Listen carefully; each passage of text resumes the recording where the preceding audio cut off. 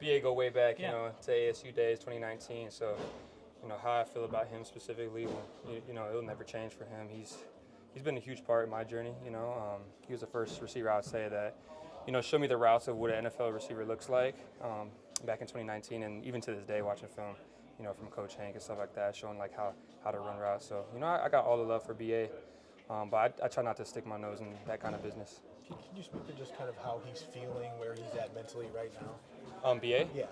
I really don't know how he feels in that situation because just outside of football, we don't really talk too much about football like that. And, specifically the business side of things, I just normally just ask like how he's doing, mentally. And I think that's honestly probably the most important part is how he's doing mentally. And how is he doing mentally? I mean, just from like injury stuff and that part of it. Yeah, I think he's doing fine. You know what I mean?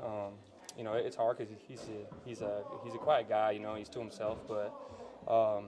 As much as I could reach out to him and show love his way because he's done that throughout my journey. So I'm just trying to pay my dues back to him, and I think he's doing good. Yeah. Do you still have contact with him? You chat with him regularly? Yeah, for sure. Yeah, I reach out to him as much as I can, check on him.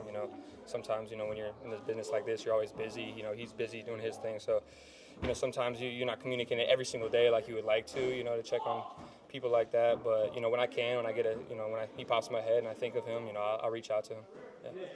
Warming up alongside you guys throughout camp and throughout September. So, was there a thought that he's going to be part of this season? Yeah, 100%. I don't really know the logistics of how everything was going behind closed doors and stuff like that. But just seeing him out there on the field, warming up, running around, it made me happy because I know what he's been through with his knee stuff, and if it was really good to watch him run around out there and potentially be on the field at the same time like we did in the old days. So I was excited for that.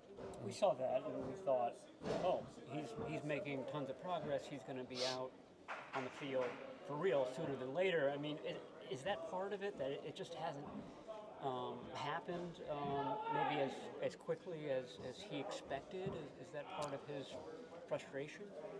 I mean, I don't really know exactly what it is, but I would just look at it as the injury. It's a really rough injury. It's his knee. He's a receiver, and that's not an easy thing to come back from.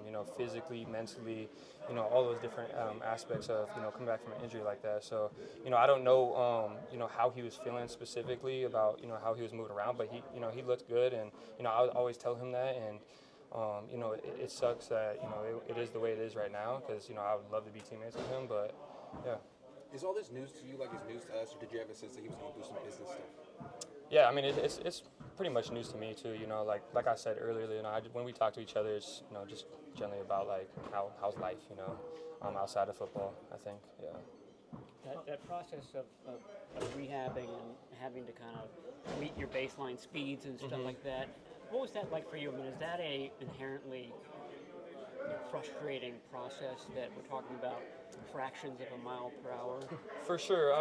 For me specifically, like when I was coming back, yes, I wanted to hit all my speeds. I just wanted to feel good. I was still having pain throughout the entire time, and it was something that I feel like I couldn't fight through and do what I do great and go out there and run the routes that I was prior in the first 3 games. So it was just a process with that and coming back. I don't think it was like a specific speed. Like obviously I want to hit the speeds that I was hitting before, but if I felt good and I knew I could create separation, get open, and I think that was like the time where I was like, okay, I feel good enough to come back. But yeah, I mean, obviously I'd want to hit the speeds that I originally was, for sure. Did you feel 100% good in this last game, or you gutted it out a little bit? I like to say you never feel 100% in this game, just because it's a super physical game. But I still felt myself. And when I say that, I mean like I know I could still create separation, run great routes, catch the ball, get upfield, all the good things that I need to be doing. So I would say so. Yeah, I was feeling myself. Mm-hmm. As part of the whole process of that game, kind of getting your confidence back that your knee was healthy enough? As far as confidence with my knee, when you're out there on the field, sometimes you don't even think of it. You're just kind of, going out in the field and you're like, okay, it's time to rock. I'm not going to step on the field if I don't feel confident in it. And as far as like in my abilities, yes, I 100% felt confident. I'm looking to, get open every single play. So, yeah. When you got hurt initially and they do that initial test on the sideline, do they do the ACL test too, or did you just you banged your PCL pretty good? Yeah, they did all kinds of tests, and just because I was describing my knee pain, they didn't know what it was. I didn't know what it was because I'd never had any kind of knee pain, any injury to my knee. So I was just like, all right, my knee's hurting. Can I go back in? That was all I was asking.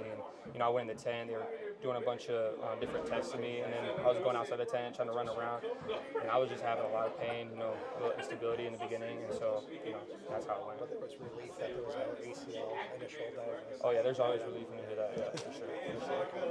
Thank God. How involved was Brandon in meetings, team meetings, and training camp, and when did that sort of kind of siphon off and do Yeah. his own thing?